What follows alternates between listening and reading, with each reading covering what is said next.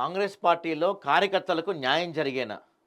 గత బీఆర్ఎస్ హయాంలో కాంగ్రెస్ కార్యకర్తల భూములు కొల్లగొట్టిన ఎమ్మెల్యే బ్రదర్స్ ప్రస్తుతానికి కాంగ్రెస్ పార్టీలోనే కాంగ్రెస్ ప్రభుత్వం ఏర్పడి ఇన్ని రోజులైనా వారికి న్యాయం జరగకపోవడంలో మతలబేంటి?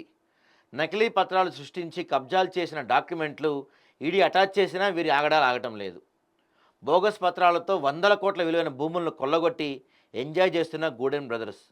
కొత్తగా వచ్చిన కాంగ్రెస్ ఇన్ఛార్జ్ మీనాక్షి నటరాజన్ న్యాయం చేస్తుందని ఆశాభావం. అవినీతిని అసలు సహించిన గ్రేట్ లీడర్ మీనాక్షి అన్నది జగమెరిగిన సత్యమంట. సో వీళ్ళు గతంలో బీఆర్ఎస్ హయాంలో వీళ్ళు చేయని అక్రమాలు ఏది ఈ గూడెం బ్రదర్స్ వీళ్ళు దోచుకోవడానికి భూములు లేవు తెలుసా. ఈరోజు మనం ఈ పటాన్ చెరువు చుట్టుపక్కల భూమి కొనాలంటే ముందు వీళ్ళని కన్సల్ట్ అవ్వాలి.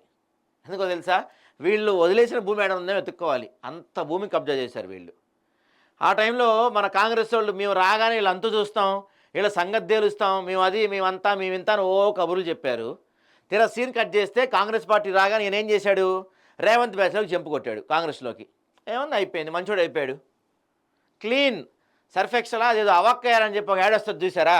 అట్లాగే అప్పటిదాకా వీళ్ళ మీద భూ కబ్జాదారులు భూములు ఆక్రమించిన ఆరోపణలు ఉన్న గూడెం బ్రదర్స్ ఒక్కసారిగా అవక్కైనట్టుగా క్లియర్గా అయిపోయారు, తెల్లగా అయిపోయారు. వీళ్ళ మీద ఎటువంటి మచ్చ లేదు, ఎటువంటి ఇది లేదు, క్లీన్ అన్నమాట వీళ్ళు.